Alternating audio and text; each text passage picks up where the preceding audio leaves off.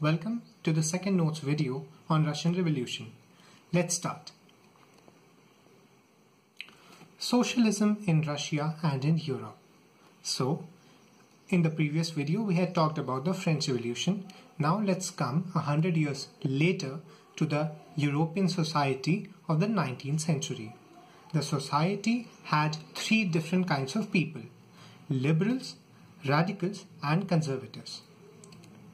तो लिबरल्स जो कि एक लिबरल एटीट्यूड रखें, लिबरल का मतलब जो ओपन मार्केट सपोर्ट करते हो और जो ओपन पॉलिटिकल व्यूज सपोर्ट करते हो, ऐसे लोग लोगों की फ्रीडम पर सबसे ज्यादा जोर डालते थे। अगला रैडिकल्स। रैडिकल्स फ्रीडम तो चाहते थे पर वो स्टेट के खिलाफ थे। वो चाहते थे कि रैडिकल मतलब एक्सट्रीम वेज को यूज किया जाए फ्रीडम और स्टेट से छुटकारा पाने के लिए। Conservatives conservative kind of people थे, मतलब उनकी पुरानी सोच थी। वो पुराने इंस्टीट्यूशंस और किंग्स को रखना चाहते थे। वो सोचते थे ऐसी ही चीजें बेस्ट हैं उनकी सोसाइटी के लिए। अगर वे चेंज एक्सेप्ट भी करते तो काफी ग्रेजुअल और स्लो चेंज को एक्सेप्ट करते थे। उन्हें रैडिकल वेज पसंद नहीं थे।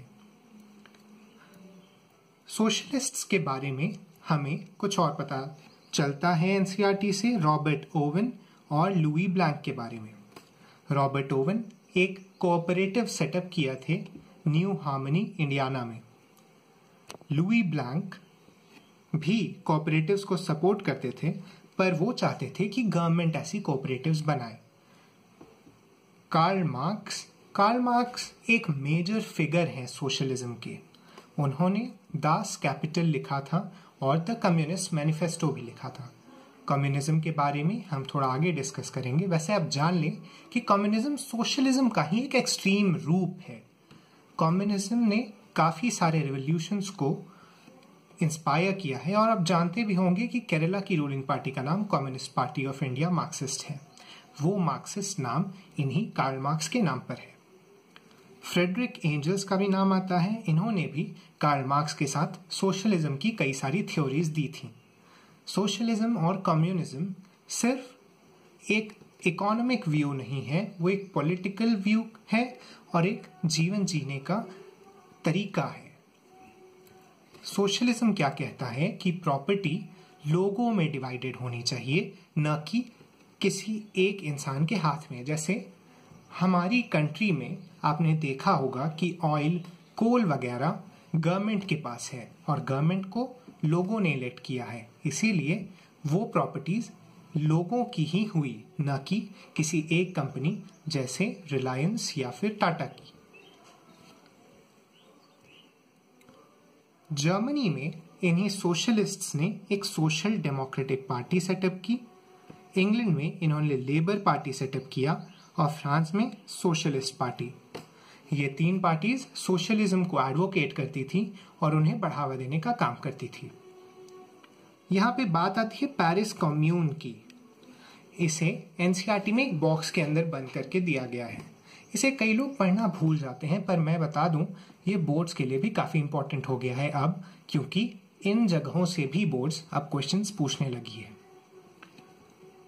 अब हम लोग शुरू करते हैं रशियन रिवॉल्यूशन।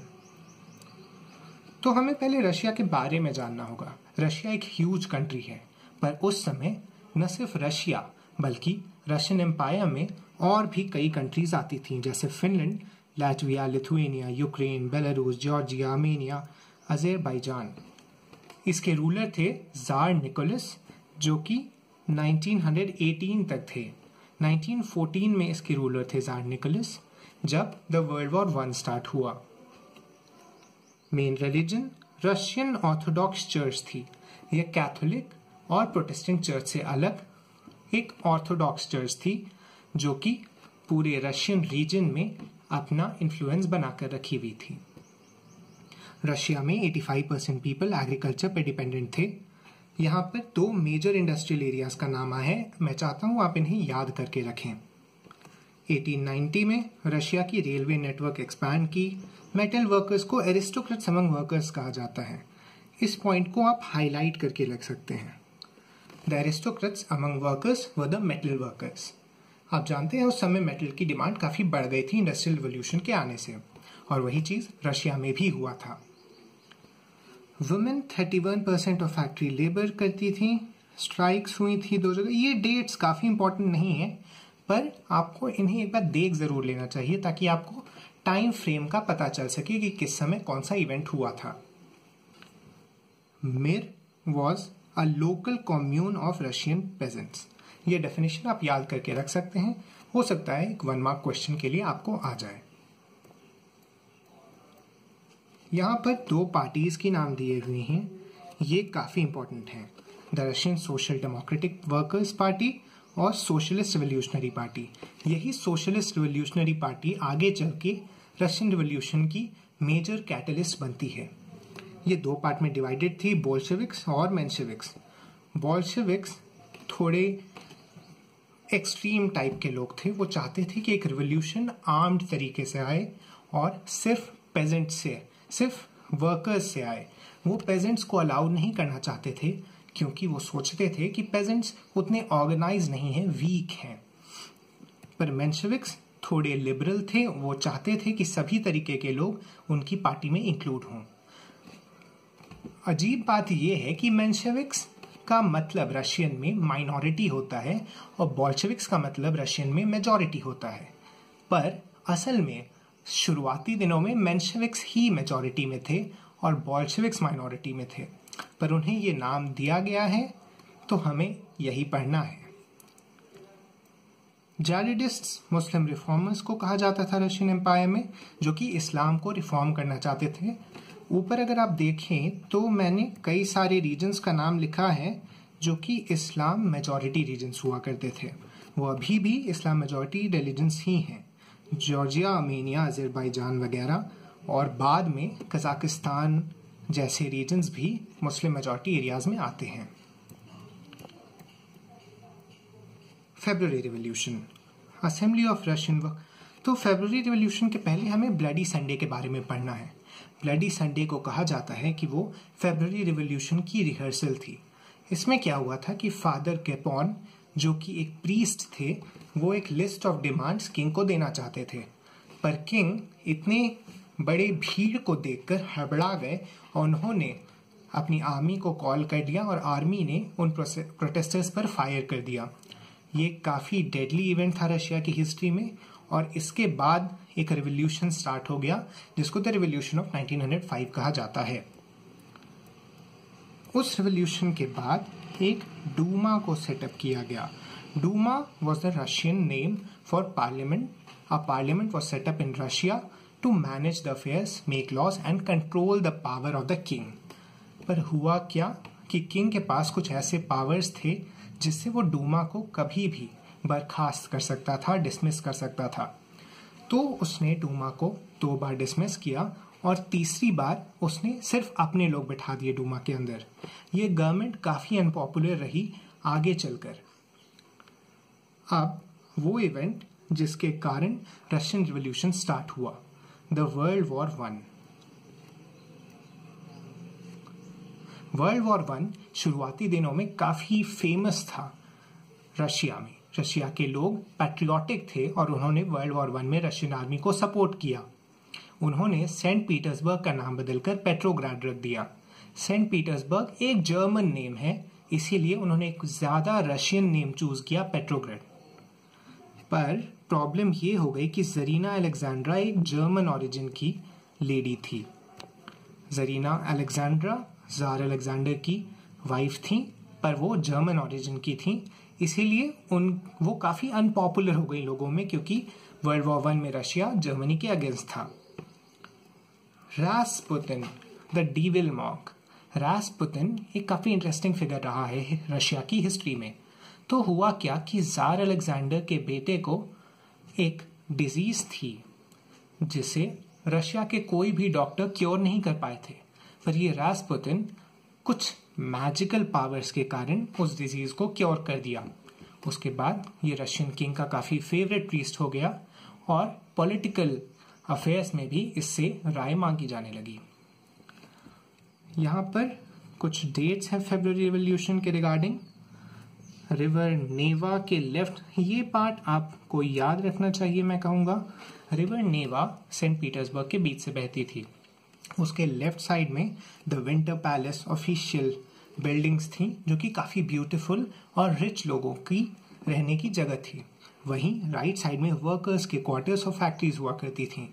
तो इससे रिवर नेवा एक नेचुरल डिवाइड का काम करती थी रिच पीपल और पुअर पीपल के बीच में। ये लोगों को पसंद नहीं आया। फरवरी रिवॉल्यूशन के time right side of river Neva पर ये लोग हड़ताल करने लगे, स्ट्राइक्स करने लगे और कुछ समय के बाद यह सिटी के लेफ्ट साइड में भी फैल गया। सेंटर ऑफ द कैपिटल जो कि था नेव्स्की प्रॉस्पेक्ट, उस पर भी लोगों ने चढ़ाई कर दी और कुछ समय के बाद the Russian government fail. King को एब्डिकेट करने पर मजबूर कर दिया गया और एक नई गवर्नमेंट उसकी जगह ली। यहाँ पर मैंने डेट्स लिखा है कि किस डेट पर क्या हुआ है। ये डेट्स उतनी ज़रूरी नहीं है पर आप एक बार इन्हें देख ज़रूर लें। जैसा मैंने कहा, ये आपको रिलेट करने में ज़्यादा हेल्प करता है। अब हम लोग अगला देखते हैं, पेट्रोग्राड सोवियत। ये एक इंटरेस्टिंग चीज़ है। क्यों? क्योंकि ये उसी डूमा बिल्डिंग में होस्ट की गई जहाँ पर पुरानी पार्लियामेंट की जाती थी। वो पार्लियामेंट बस एक पपेट बनकर रह गई थी किंग की, इसीलिए पेट्रोग्राड सोवियत एक इम्पॉर्टेंट पार्ट है हिस्ट्री का। पेट्रोग्राड सोवियत ही आगे चलकर रशियन गवर्नमेंट के फॉर्मेशन की बेसिस बनी। अब अप्रैल 1970 Vladimir Lenin return and gave April thesis. तो लेनिन एक काफ़ी मेजर पॉलिटिकल फिगर थे। वो एक बोल्शेविक्स के लीडर थे, जैसा मैंने आपको पहले ही बताया है। और लेनिन को रशियंस ने एग्जाइल कर दिया था क्योंकि वो एम्पायर के खिलाफ काफ़ी सारी एक्टिविटीज़ करने में पकड़े गए थे। वो चाहते थे कि किंग को ओवरथ्रो किया जाए, इसीलिए किंग ने उन्हें एग्जाइल करके स्विट्जरलैंड भेज दिया था। पर अप्रैल 1917 में वो वापस आए और अप्रैल थीसिस दी। अप्रैल थीसिस 3 चीज़ कहती है, लैंड, पीस एंड ब्रेड। तो क्या हुआ था, वॉर के कारण लैंड काफ़ी सारा, तो वॉर के पहले भी जो लैंड थी वो रिच के पास थी सिर्फ, और वॉर के टाइम पर ब्रेड की कमी हो गई थी और क्योंकि सारी फूड मटेरियल्स आर्मीज को चली जाती थी और ज़्यादा रिसोर्सेज मिलिट्री इक्विपमेंट्स खरीदने पर खर्च हो जाते थे। इसीलिए लेनिन ने 3 चीज़ों की गारंटी दी। लैंड मतलब जो रिच लोग थे, वहाँ के एरिस्टोक्रेट्स और राजा थे, उनसे लैंड लेकर पुअर पीपल में बांटी जाएगी। पीस, जर्मनी के साथ पीस किया जाएगा। और ब्रेड मतलब लोगों को खाना दिया जाएगा जो उन्हें अब तक नहीं मिल रहा था।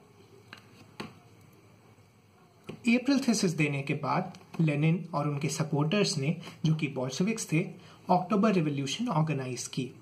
इसके प्लानर लियोन ट्रॉट्स्की थे, जिन्हें रशिया में एक मेजर फिगर माना जाता है। लियोन ट्रॉट्स्की के लीडरशिप में वो लोग पेट्रोग्राड सोवियत को सोशलिज्म की तरह लेकर गए और उन्होंने एक सोशलिस्ट सीजर ऑफ पावर किया। मिलिट्री रिवॉल्यूशनरी कमेटी सेटअप की गई, जैसा मैंने कहा, लियोन ट्रॉट्स्की के अंडर, और वो लोग गवर्नमेंट को कैप्चर कर लिए।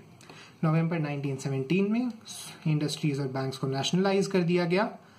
यहाँ पर एक नाम है बुडियोनोव्स्का का। ये एक MCQ क्वेश्चन बन सकता है। ये सोवियत हैट थी जो कि रेवोल्यूशन के बाद उसके सिंबल के रूप में बनाई गई थी। मार्च 1918 जर्मनी के साथ रशिया ने पीस कर लिया था ब्रेस्ट लिटोव्स्क में।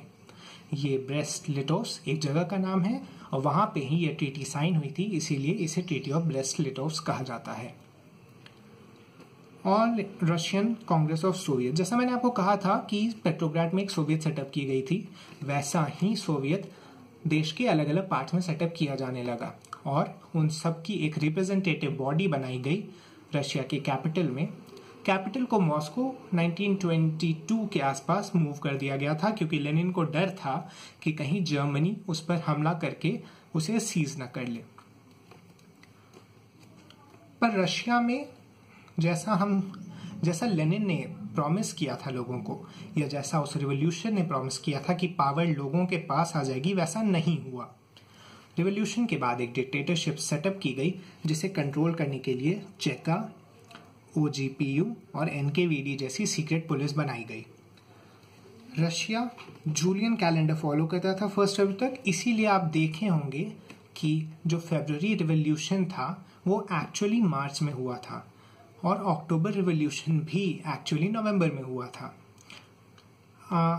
इंटरनेशनल वुमेन्स डे 8 मार्च को मनाया जाता है, पर असल में रशिया में वो 22 फरवरी को इवेंट हुआ था, क्योंकि जूलियन कैलेंडर कुछ दिन पीछे चलता है ग्रेगोरियन कैलेंडर से, जिसे हम लोग फॉलो करते हैं। एक सिविल वॉर ब्रेकआउट हो गई रशिया में बोल्शेविक्स के विक्ट्री के बाद।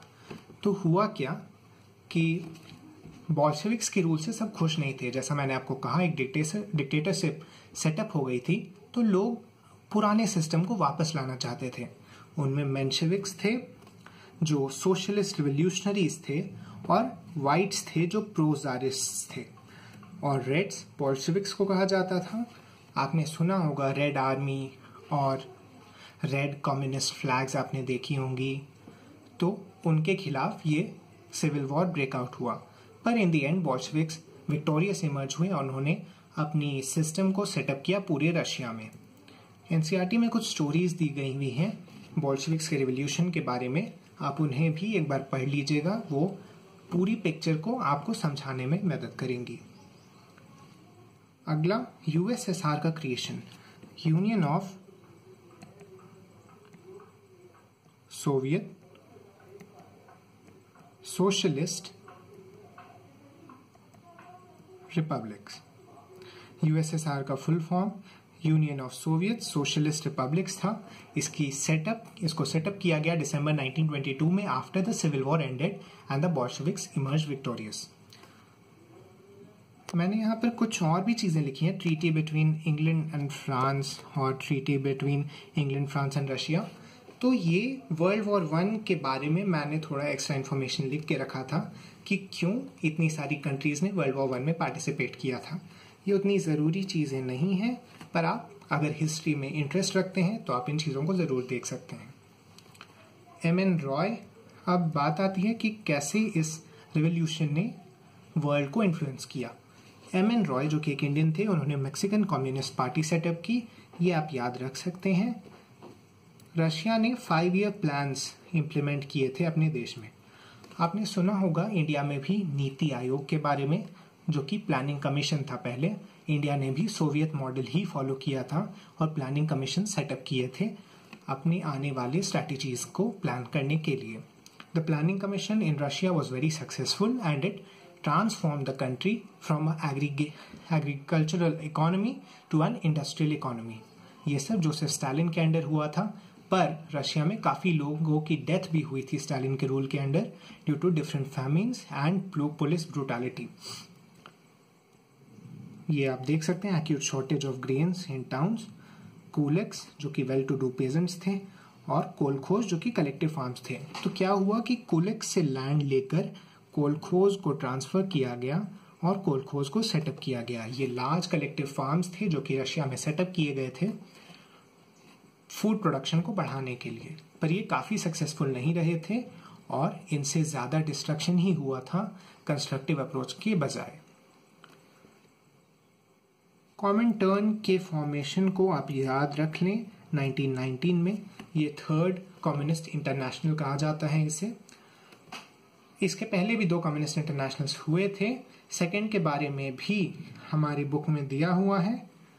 1920 में conference of the people of east हुआ था, और मैंने यहाँ ब्लडी संडे की डेट भी लिखी हुई है, आप इसे एक बार देख लें।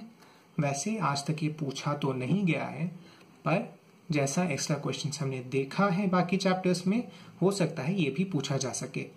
तो इसी के साथ the Russian revolution has been completed। Next video geography के चैप्टर्स पर एक शॉर्ट वीडियो होगी जो कि थर्सडे को मैं रिलीज करूंगा। Thank you and have a nice day.